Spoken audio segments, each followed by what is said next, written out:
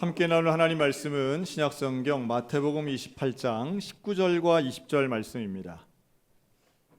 그러므로 너희는 가서 모든 민족을 제자로 삼아 아버지와 아들과 성령의 이름으로 세례를 베풀고 내가 너희에게 분부한 모든 것을 가르쳐 지키게 하라. 볼지어다 내가 세상 끝날까지 너희와 항상 함께 있으리라 하시니라. 아멘. 자, 오늘은 Always 시리즈 마지막인데요. 항상 함께 하시는 예수님이란 제목으로 우리 함께 말씀 나누겠습니다. 사실 오늘 본문 마태복음 28장 19절 20절은 우리의 대사명, 즉 하나님 말씀을 복음을 전파하라고 하시는 사명을 담은 말씀이 사실은 주제죠. 그런데 또 하나의 약속이 있습니다. 그것은 제자들과 헤어지시면서 예수님이 놀랍게도 내가 너희와 항상 또 세상 끝날까지 함께 있을 것이다 라고 하시는 약속의 말씀을 주세요. 누구와 함께 있다는 건 참 중요하고 든든하고 힘이 되는 일이라고 생각이 듭니다. 요즘은 이제 위로란 말을 많이 쓰는데요. 위로부터 오는 위로, 그게 바로 예수님이 우리와 함께 하시는 거죠. 근데 물론 사람이 주는 위로도 분명히 있습니다. 사람과 함께 친밀하게 인생을 살다 보면 사람이 주는 위로가 있긴 하지만 또 한계도 있죠. 여러분 1979년도 그때 서울에서는 제3회 서울 국제가요제가 있었습니다. 근데 그때에 우리 한국 대표로 나간 가수가 있었는데요. 그녀 이름은 윤복희라는 가수였습니다. 그리고 그녀가 불렀던 곡은 여러분이란 곡인데요. 아마 대부분 아실 거라고 생각이 들어요. 왜냐하면 79년에 안 살았어도 뭐 지금 여러 가지로 리메이크 되기도 하고 많은 사람들이 가수들이 부른 곡인데요. 되게 윤복희 씨 모창을 하는 분들이 이 부분을 따라하죠. 내가 만약이라고 시작하는 첫 부분입니다. 가사는 이래요. 내가 만약 괴로울 때면 내가 위로해 줄게. 네가 만약 서러울 때면 내가 눈물이 되리. 어두운 밤 험한 길 걸을 때 내가 너의 등불이 되리. 나는 너의 영원한 친구야. 여기서 이제 바이브레이션이 들어가죠. 나는 너의 형제야. 나는 너의 영원한 노래야. 나는 너의 기쁨이야. 사실 이 노래의 하이라이트는 1절과 2절 사이 혹은 2절까지 두 번 부른 마지막에 던지는 멘트죠. 내가 만약 외로울 때면 누가 나를 위로해 주지? 하고 잠깐 멈췄다가 여러분 하는 순간 박수가 터져 나오는 곡입니다. 네. 제가 만약 외로우면 누가 저를 위로해 주죠? 예수님 이렇게 나와야죠. 네. 근데 이제 사실은 이 여러분이라고 하는 곡은 그래서 많은 사람들에게 이제 위로를 주고 그렇구나. 누가 나를 위로해 주나 누가 한 명이라도 나를 위로해 주면 참 좋겠다. 이제 이런 생각들 갖게 해서 많은 사람이 감동을 받고요. 또 어린 시절 고생하고 46년생이거든요. 윤복희 씨가. 윤복희 권사님이죠. 근데 이분이 어릴 때 부모님 일찍 돌아가시고 오빠하고 이제 미군 앞에서 노래 부르고 4살짜리가 노래 잘 불러서 루이 암스트롱에게 배웠다 그러죠. 목소리 긁는 창법으로. 미국 가서 한 20년 생활하고요. 한국 올 때에 짧은 미니스커트 입고 와서 주목도 받고 인기 있는 가수가 됐지만 결국 2번의 이혼으로 사람들에게는 손가락질 받는 그 가장 외로운 처지에 있었던 이 윤복희, 그가 33살에 불렀던 노래가 바로 이 여러분입니다. 뭐 인생은 누구나 어려움의 순간이 있고 외로움의 순간이 있다고 생각이 듭니다. 그런데 그때에 누군가 위로를 해준다면 참 큰 힘이 되죠. 근데 우리가 명확히 알아야 될 것은 사람의 위로가 귀한 것이긴 한데요. 그런데 그 위로가 온전하지는 않습니다. 영원하지도 않고요. 여러분 혹시 그 편의점 앞에 보면 저는 가끔 그런 걸 보는데요. 제 나이 또래의 중년 남성들이 편의점 앞에 저녁 시간에 밤늦은 시간에 이렇게 플라스틱 테이블에 앉아가지고 술 드시면서 크게 이야기하는 장면을 보게 됩니다. 뭐 아마도 오죽하면 편의점 앞에서 저러고 계실까 싶기도 한데, 그런데 어떤 편의점은 늘 똑같은 멤버들이 그렇게 앉으셔가지고 밤늦은 시간에 뭐 러닝 셔츠나 슬리퍼나 아주 그 편한 복장으로 앉아서 얘기를 하죠. 그러면 지나가는 분들이 되게 뭐 여자분들은 멀리 돌아가서 간다든가 가까이 안 가려고 하는 노력이 명백히 보이는 장면들이 있습니다. 저는 그런 생각을 한 적이 있어요. 저분들은 왜 집에 안 가지? 집이 없나? 그런데 제가 최근에 한 심리학자가 그걸 이렇게 분석한 걸 제가 들었어요. 뭐라고 그러냐면 그분들이 거기 앉아 있는 이유가 있답니다. 그것은 바로 집에 가도 아무도 내 이야기를 들어주지 않기 때문이래요. 내 이야기를 아무도 안 들어주는데 유일하게 들어주는 사람이 누구예요? 나랑 비슷한 그분들만. 정확하게는 듣는다기보다는 그냥 각자 자기 얘기하는 거죠, 사실은. 그런데 그렇게라도 해야 사실은 시간을 견딜 수 있는 거죠.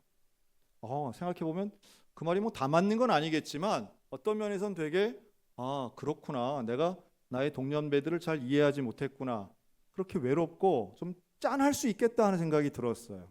인간이 누구나 외로운 순간이 있기 때문이죠. 누구나 내 편이 필요한데 차마 그 말을 하지 못하고 자존심 때문이든 아니면 어색함 때문이든 누가 나를 좀 도와줘, 누가 나와 함께 해줘, 이런 말 못하면서도 참 어렵고 힘든 고독의 시간을 외면하며 지내고 있는 사람들 생각보다 많은 것 같습니다. 아마 오늘도 이 예배당 안에 계신 분들조차도 그럴 수 있겠다 생각이 들어요. 불신자는 물론이고 신자들 안에서도 사실은 고립되고 외로울 수 있다 하는 거죠.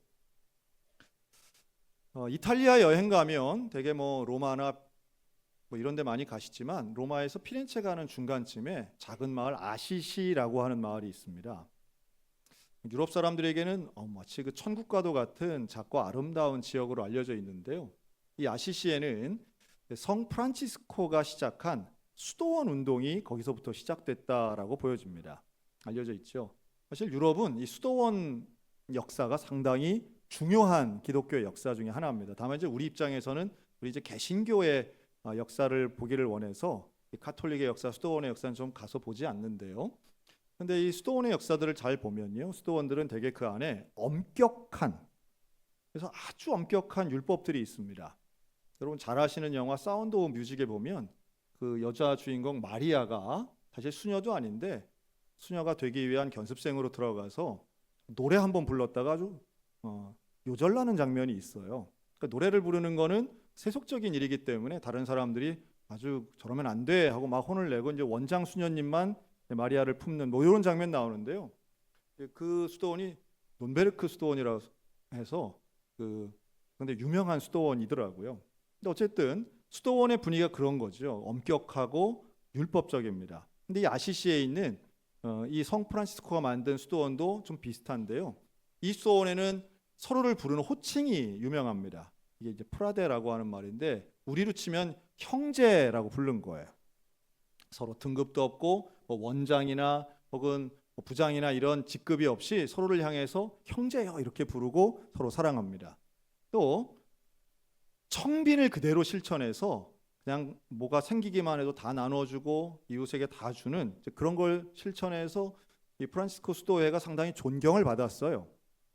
자, 그러면 제가 하나 질문 드릴게요. 이렇게 내 것 주장하지 않고 다 나눠주는 사람들만 모여있는 100명 공동체, 이 사람들끼리는 그 안에 있으면서 50년, 60년 같이 사는 거예요. 늘 사랑하고 살까요? 그 안에 왼수들이 있을까요? 그거 왜 안 봐도 알죠.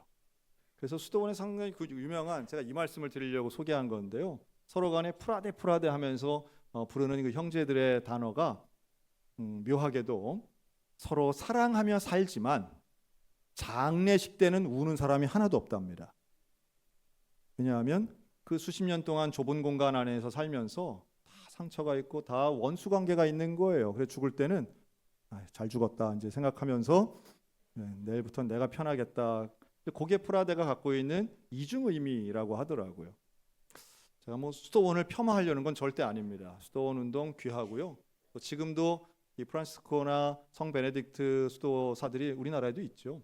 그분들 뭐 절제하고 어떻게든 거룩하게 살려고 하는 노력 참 중요한데 인간관계에 있어서는 누구나 연약함이 있다라고 하는 거예요. 다 좀 잘해보려고 하는데도 사람을 통해 상처받고요. 또 사람을 통해 물론 위로도 받지만 사람이 주는 위로 한계가 있을 수밖에 없다는 말씀을 다시 드립니다. 자, 그렇다면 누가 주는 위로가 온전할까요? 사실은 예수님이 나와 함께 하실 때 예수님이 주시는 위로가 가장 온전한 것 아니겠어요? 하나님께서는 약속을 하세요. 함께 하겠다. 근데 함께 하시는데 항상 함께 하겠다. 근데 항상 함께 하는데 끝날까지, 끝까지 항상 함께 하겠다고 말씀하세요. 놀라운 약속이죠. 여러분, 예수님은 지금도 이 순간 우리와 함께 하시는 것을 믿으시기 바랍니다. 구약에도 마찬가지예요. 하나님이 항상 함께 하셨어요. 다만 사람들이 그것을 인지하지 못하기 때문이죠. 여러분, 야곱이 쌍둥이 형 에서가 야곱을 죽이려고 해서 도망을 치잖아요. 도망가다가 정말 말 그대로 노숙을 합니다. 돌베개를 베고. 그 얼마나 한심했겠어요. 내가 이제 어떻게 살지? 외삼촌 라반의 집으로 가기는 가겠지만 나의 인생이 막막한 거예요. 어둠의 순간이 온 거예요. 여유롭게 안정되게 살다가 위험하고 두렵고 막막한 순간이 온 거예요. 인생에 어두움이 온 거죠. 그때에 하나님이 찾아오시죠. 아니, 정확하게 얘기하면 함께 계시던 하나님을 그때 발견해요. 꿈 같은 환상을 꿉니다. 그런데 하늘의 문이 열려요. 그리고 사다리가 이렇게 내려와요. 그리고 그 사다리를 통해서 천사들이 막 왔다 갔다 하는, 오르락 내리락 하는 이 환상을 봅니다. 하나님의 음성이 들려요. 나는 아브라함의 하나님, 이삭의 하나님이다. 내가 너에게 이 땅을 줄 것이다. 놀라운 하나님이 함께 하신다는 것을 경험한 야곱은 용기를 내어 인생을 살아갑니다. 그러니까 하나님이 나와 함께 하신다라고 하는 이 사실 깨닫는 게 얼마나 중요한지 몰라요. 여러분, 우리가 낮에 많은 것을 볼 수 있는 것 같죠? 밤이 되면 깜깜해서 안 보이는 것 같지 않습니까? 그런데 사실은 깜깜한 밤에 우리는 항상 떠 있는 별을 그때 봅니다.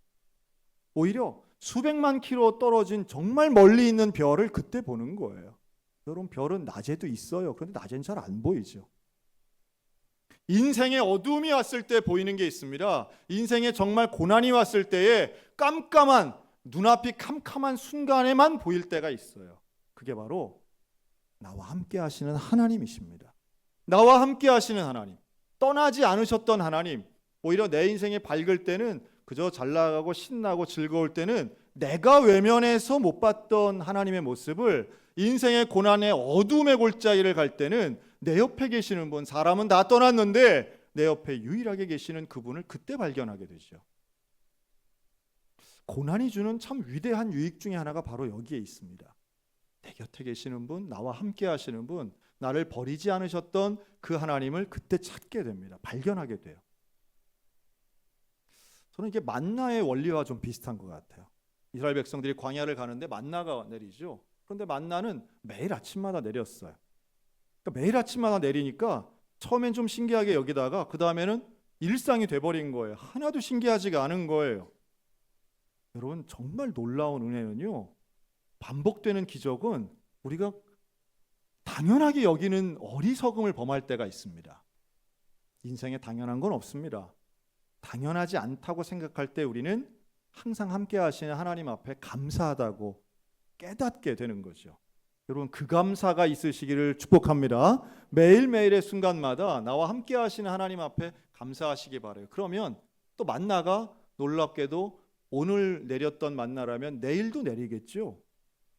자, 내일도 내리겠죠. 그 믿음이 있으면, 오늘에는 감사하고 내일에 대한 믿음이 있으면요, 우리는 불안하지 않습니다. 두렵지 않아요. 오늘 나와 함께 하시는 하나님을 당연하지 않다 생각하여 발견하고 감사하면요, 내일도 나와 함께 하실 하나님에 대해 믿을 수 있습니다.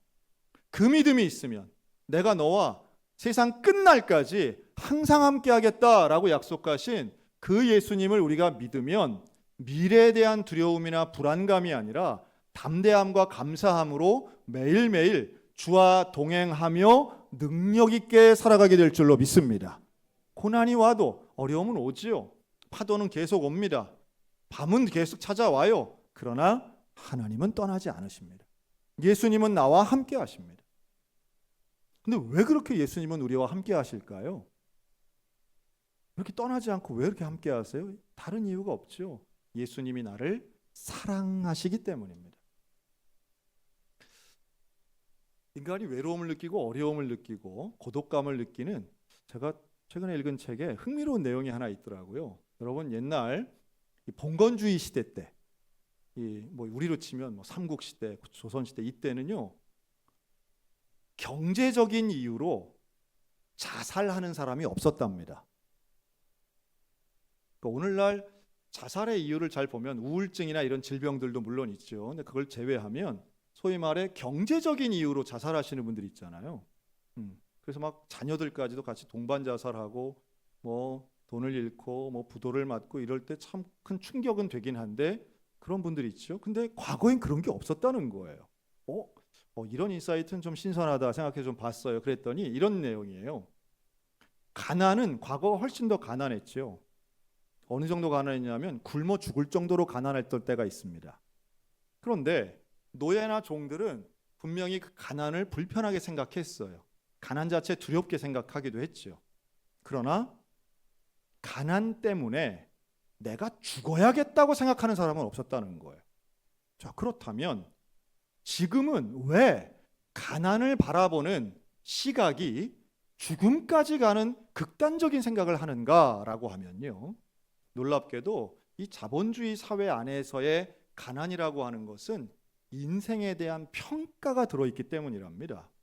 그 평가는 다시 말해 가난한 사람은 실패자, 가난한 사람은 필요 없는 사람, 용도가 없는 사람. 참 무서운 이야기죠. 그러니 이런 가난한 사람은 다른 사람의 도움을 받아서 혹은 정부의 재정의 지원을 받아서 오히려 마이너스적인 인생이다라는 생각을 갖는다는 거예요. 그러니 나 같은 사람 살아서 뭐해? 나 같은 사람 있어서 뭐해? 나같이 필요 없는 존재 살면 뭐하겠어? 놀랍게도요.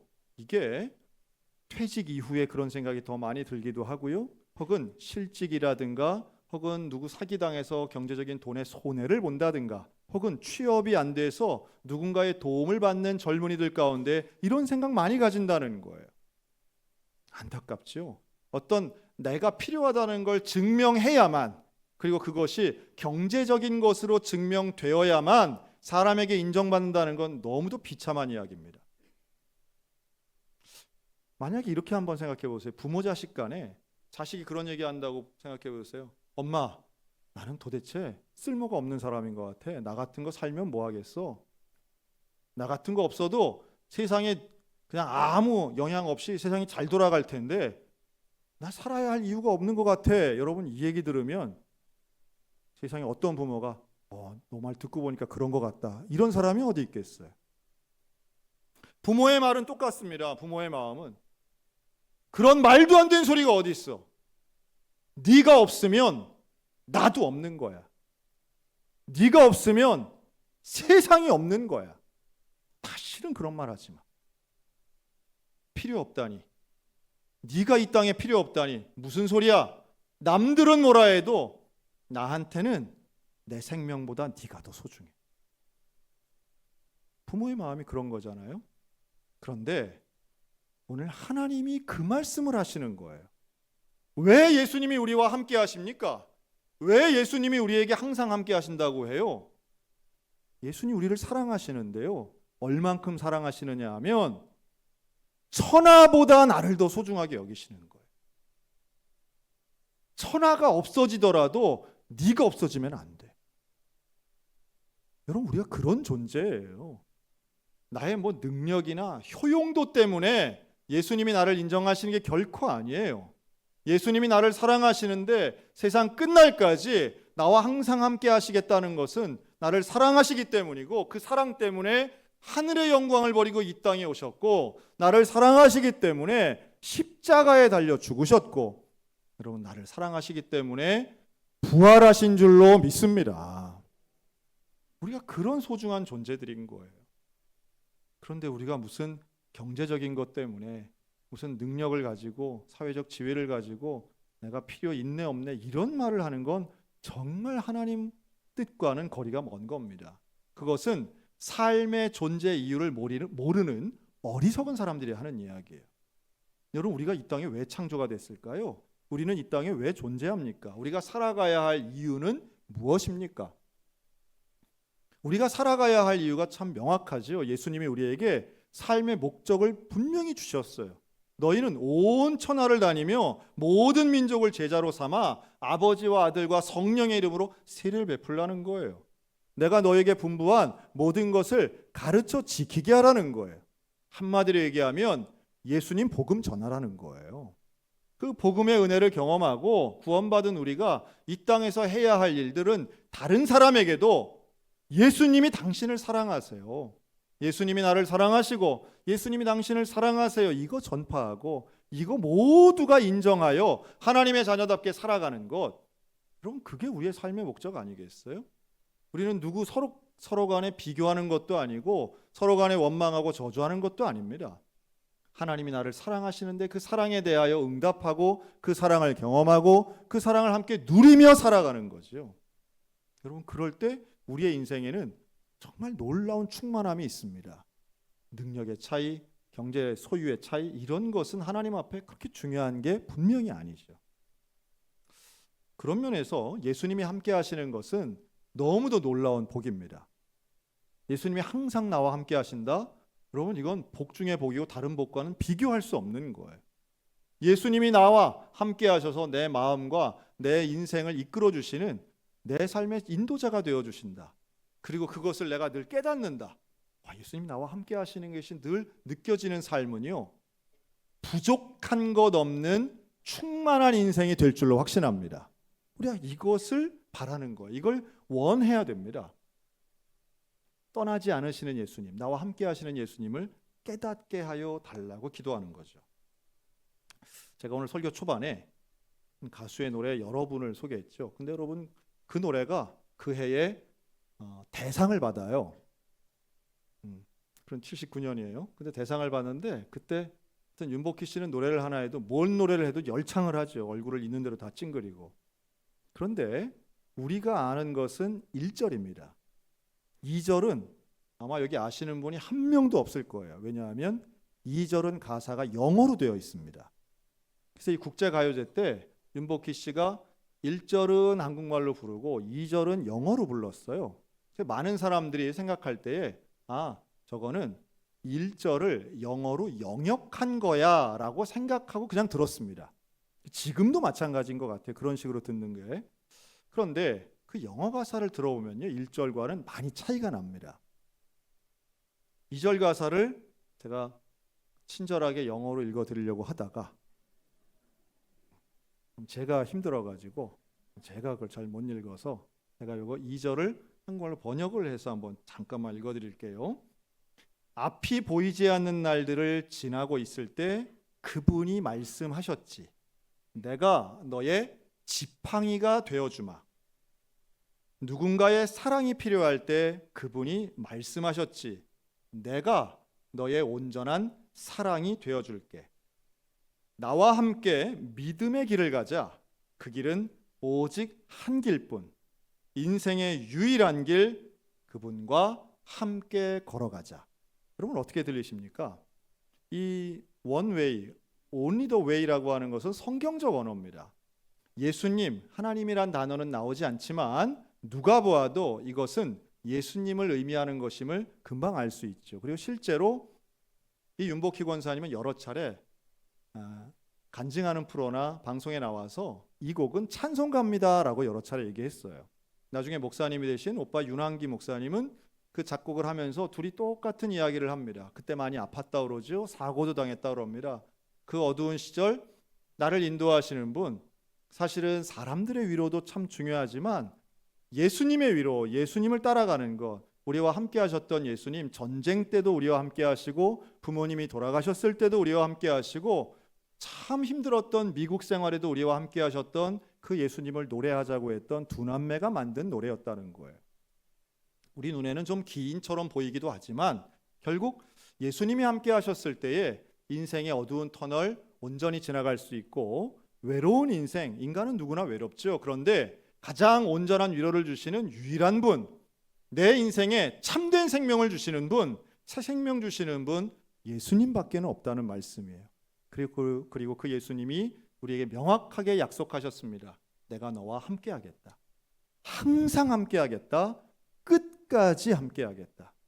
여러분, 우리와 끝까지 함께 하시는 그 예수님 손을 놓지 마시기를 주의 이름으로 축원합니다. 폭풍 속을 걸어가더라도, 파도 속에 있더라도, 나 홀로 깊은 사망의 음침한 골짜기를 걸어갈지라도 예수님 손 놓지 마시기 바랍니다. 예수님 나와 함께 하십니다. 예수님 나를 주목하십니다. 예수님 나를 붙잡고 계세요. 그 예수님 손 뿌리치는 어리석은 인생 살지 마시고 주님과 함께 걸어가는 믿음의 길, 위로의 길, 온전한 승리의 길 걸어가는 저와 여러분들 다 되시기를 주님의 이름으로 축원합니다. 아멘. 기도하겠습니다.